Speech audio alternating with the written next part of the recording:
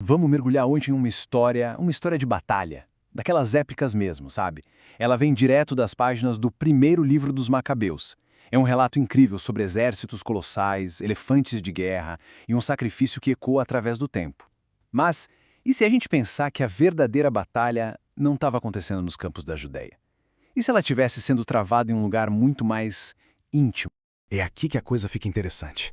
E se essa guerra antiga for mais do que um relato histórico? E se for, na verdade, um tipo de código?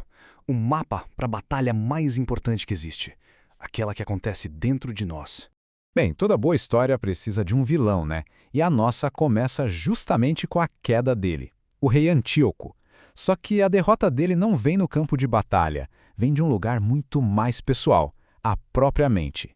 Imagina a cena. Antíoco, um rei que se achava o máximo, todo-poderoso, ele tenta saquear um templo lá na Pérsia, mas é colocado para correr pelos habitantes locais. Ele é forçado a fugir e essa humilhação, nossa, é só o começo do fim para ele. E como se não bastasse a vergonha, chegam as notícias da Judéia. O exército dele foi simplesmente esmagado. O texto diz que ele foi tomado por uma tristeza profunda, sabe? Uma depressão tão forte, mas tão forte, que derrubou o rei. Ele sabia, o jogo tinha virado. E aqui, olha, chegamos num ponto chave. No leito de morte, Antíoco tem um momento de clareza terrível. Ele confessa com todas as letras que a desgraça dele é resultado direto do mal que ele mesmo fez. É a prova de que a tirania, ela sempre planta as sementes da sua própria destruição. Com a morte do tirano, a história muda de cenário, vai para a Judéia. Só que agora uma nova ameaça, muito maior e mais assustadora, vem vindo no horizonte. Então Judas Macabeu e seus guerreiros estão lá, cercando a cidadela de Jerusalém, que era um reduto do inimigo. E qual a resposta do novo rei? Ele manda uma força de retaliação numa escala, assim, sem precedentes. Primeiro, a infantaria, 100.000 soldados. Para a gente ter uma ideia, é como se uma cidade inteira estivesse marchando para a guerra. Um número que era quase surreal para o mundo antigo.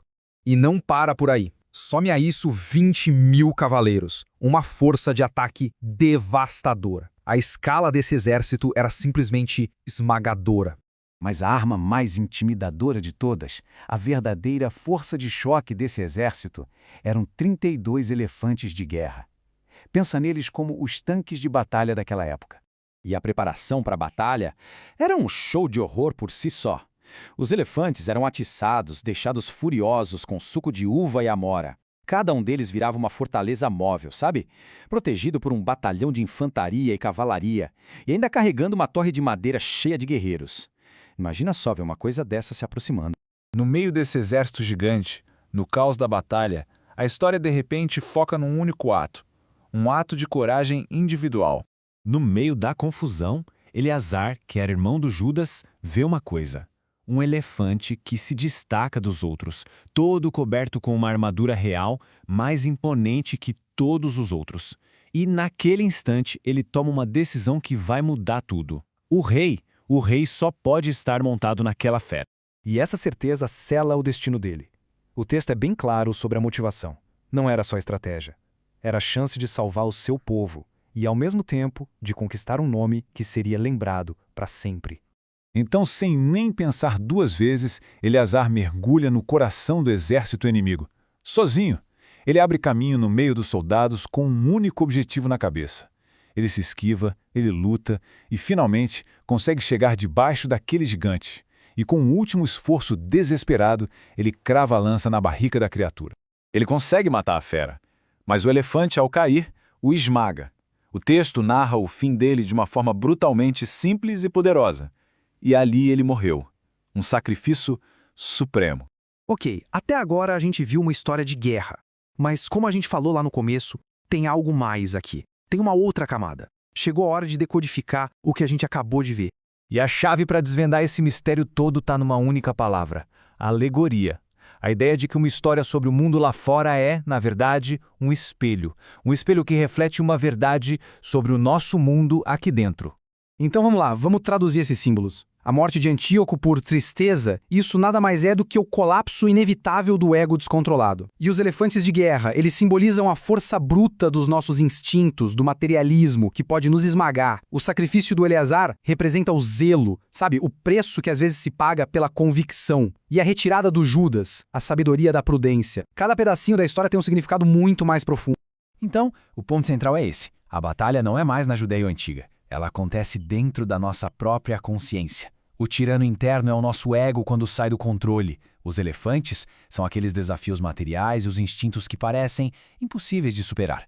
Certo. E o que essa leitura alegórica toda nos ensina então? Que lições atemporais a gente pode tirar disso tudo para as nossas vidas?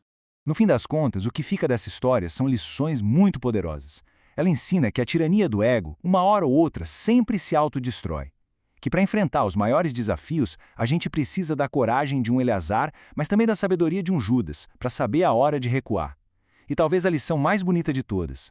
O Eleazar pode até ter se enganado sobre quem estava no elefante, mas o sacrifício dele se tornou eterno por causa da pureza da intenção.